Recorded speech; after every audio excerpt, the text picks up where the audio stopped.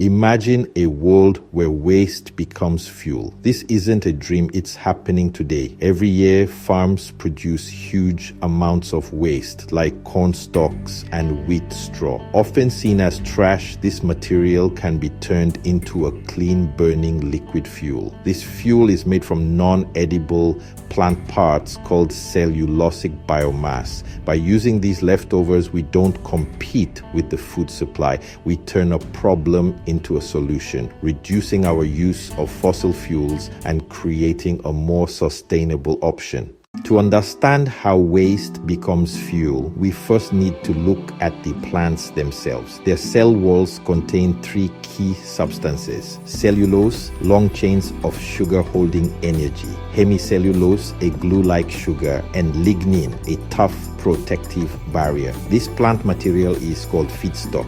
The challenge is to get past the lignin barrier to access the valuable sugars locked inside.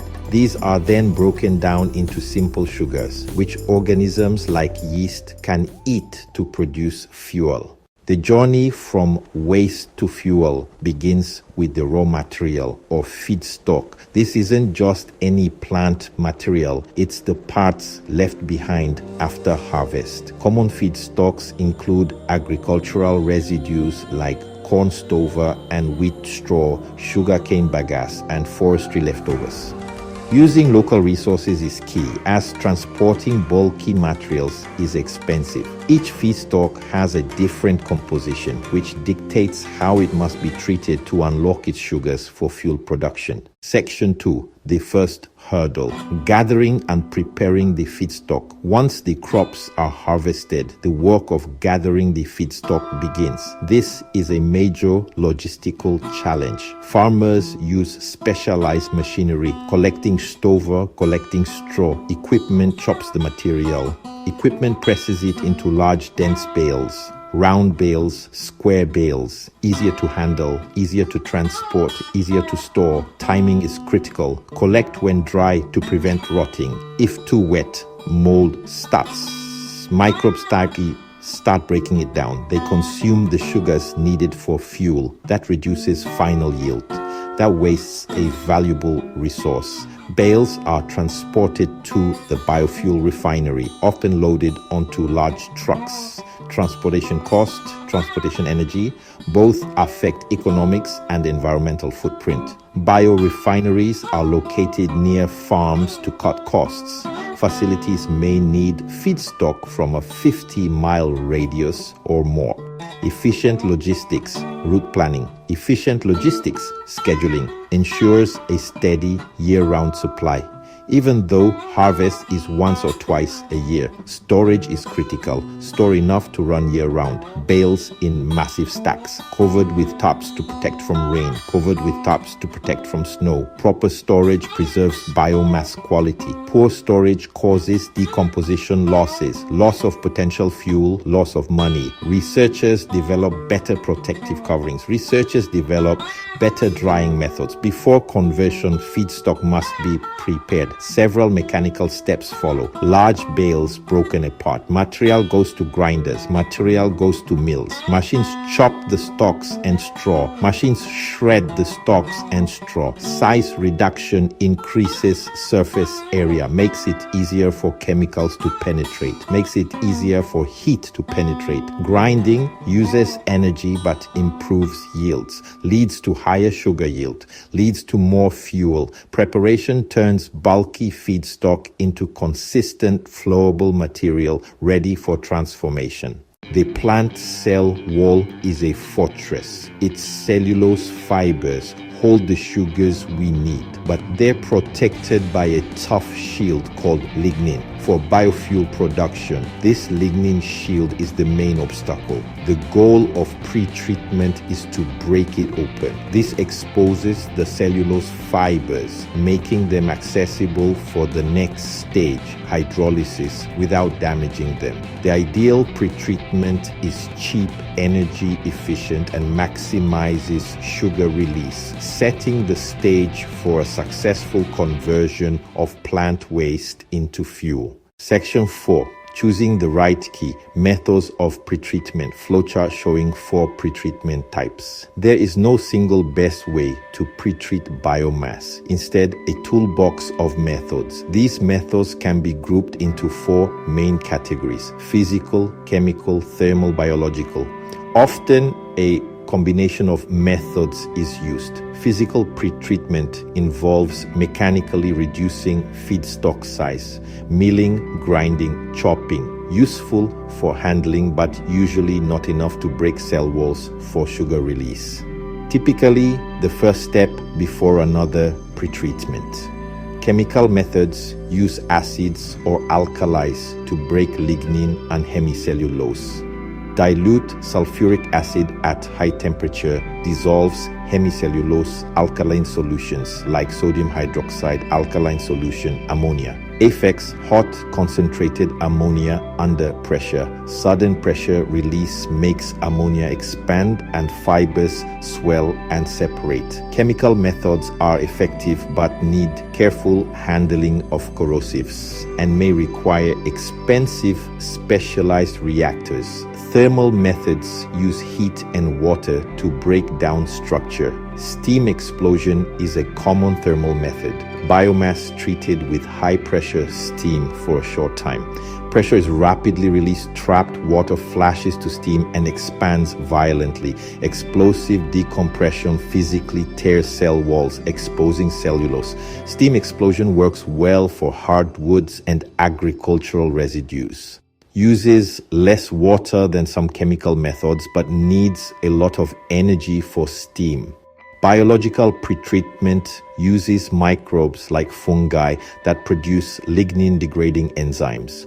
White rot fungi are good at breaking down lignin in wood. Attractive, lower temperatures, pressures, and no harsh chemicals. Downside, very slow, can take weeks. Too slow for many industrial operations that need daily throughput. Researchers are working to speed it up with better microbes or enzymes. Section 1. The sweet release. Unlocking sugars with hydrolysis. After pretreatment, the exposed cellulose fibers are still long chains of sugar. The next step, hydrolysis, breaks them down into simple sugars like glucose, which microbes can consume. The most common method is enzymatic hydrolysis. Special proteins called enzymes act like biological scissors, snipping the long cellulose chains into individual sugar molecules. This process happens in a bioreactor where temperature and pH are carefully controlled to maximize sugar yield. While faster chemical methods exist, they are harsh and can create toxic byproducts, making enzymes the preferred choice for modern biofuel plants. Next is fermentation. We add microorganisms to the sugar-rich liquid from hydrolysis. These tiny workers eat the sugars, producing ethanol. The process is anaerobic and temperature controlled to keep the microbes efficient. But the liquid contains different types of sugars. Standard yeast can't consume them all, wasting energy. So, scientists use genetically engineered microbes that can ferment all available sugars. This dramatically improves the fuel yield, squeezing as much energy as possible from the biomass. Section 3. One step or two. Streamlining the process. Here's a simple comparison of the two process flows. Traditionally, this is done as separate hydrolysis and fermentation, SHF. First, pretreated biomass goes into hydrolysis tanks for enzymatic breakdown into sugars. Then, the sugar-rich liquid is transferred to a second set of tanks. In those tanks, yeast or bacteria ferment the sugars into ethanol. The major advantage, each step can run at its own optimal conditions. Hydrolysis works best around 50 degrees Celsius. Fermentation prefers about 35 degrees Celsius. But running two separate stages means more equipment. It also needs more energy for heating and cooling, and more complex plumbing to move liquids between tanks. All of that adds to the plant's overall cost.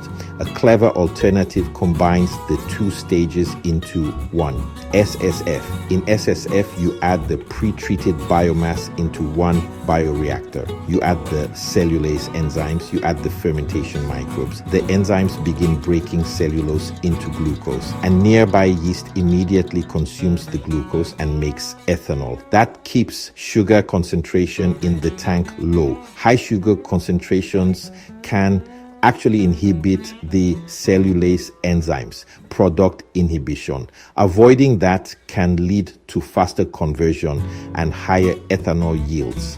Because it's all in one tank, capital costs can be lower. The process is simpler to operate and it requires less equipment and energy than SHF. The main challenge is finding one temperature that suits both enzymes and microbes. Enzymes prefer higher temperatures than the yeast, so SSF typically runs at a compromise, around 37 to 40 degrees Celsius. That means neither the enzymes nor the microbes are at their absolute peak. Researchers are developing enzymes that work better at lower temperatures. They're also engineering hardier yeast strains that tolerate higher temperatures. The goal is to combine SSF's simplicity with SHF's high efficiency for a more cost-effective biofuel pathway. Section 4. The final polish, separating and purifying the fuel. After fermentation, the tank contains a dilute beer with only 5 to 10% ethanol, far too low for fuel. The next steps, known as downstream processing, separate and purify it. First, distillation heats the mixture. Since ethanol has a lower boiling point than water, it vaporizes and is then collected and condensed into a 95% pure liquid. To reach fuel-grade purity, a final drying step like molecular sieving removes the remaining water, resulting in over 99.5% pure ethanol. The leftover solids are valuable co-products, often burned to help power the plant. While ethanol is the most common biofuel, it's not the only option. Scientists are developing alternative routes. One is thermochemical conversion, heating biomass to create synthesis gas. This can be converted into drop-in fuels like diesel and jet fuel, compatible with existing engines and pipelines. Another area is metabolic engineering, modifying microbes to produce superior fuels like butanol. These advanced biofuels are crucial for sectors like aviation and heavy transport, where electrification is difficult. Section 1. Powering our world. Once purified, cellulosic ethanol is put to use, primarily in transport. It's often blended with gasoline for use in most cars. Flex fuel vehicles can use even higher blends like E85. Beyond cars, drop-in biofuels like renewable diesel and sustainable aviation fuel power heavy trucks, ships, and even jets without engine changes. These fuels are also used to make everyday products like plastics and cleaners, creating a more sustainable bio-based economy. While the promise of turning waste into fuel is immense, it is important to maintain a balanced perspective. The path to making cellulosic biofuels mainstream is filled with significant challenges. The technology is complex and requires a very large upfront capital investment to build a commercial-scale biorefinery. These high costs plus operational expenses for enzymes plus operational expenses for energy make it hard to compete on price with gasoline, especially when oil is cheap. Overcoming this economic hurdle without long-term subsidies is the industry's biggest task. Logistical and technical obstacles also set real-world limits. Biomass is bulky and low density. Collecting, storing, transporting it to a central plant is expensive and energy intensive. A large plant needs a consistent year-round supply of feedstock, which seasonal harvests can't always guarantee. The conversion process is sensitive. Pretreatment fermentation must be optimized and controlled for high yields. any inefficiency reduces output and weakens the economic case. So technical excellence is essential. Despite these limitations, cellulosic biofuels can and should play a meaningful role in our energy mix. They aren't a silver bullet, but they are a powerful tool. They reduce emissions in the existing vehicle fleet. Cellulosic ethanol can be blended into gasoline for most cars today. Advanced drop-in biofuels offer a pathway to decarbonize heavy-duty transport and aviation, where electrification is harder. Success needs continued technological innovation, efficient supply chains, and smart, stable policies that value environmental benefits. In conclusion, the journey from farm trash to fuel gold is a story of scientific progress and environmental promise. Waste is a resource waiting to be used. Challenges remain, but the benefits, better waste utilization, enhanced rural incomes, and a lower carbon footprint for transportation are too important to ignore. With sustained research, investment, and supportive policies, cellulosic biofuels can grow from a niche to a significant contributor, helping power a cleaner, more sustainable future.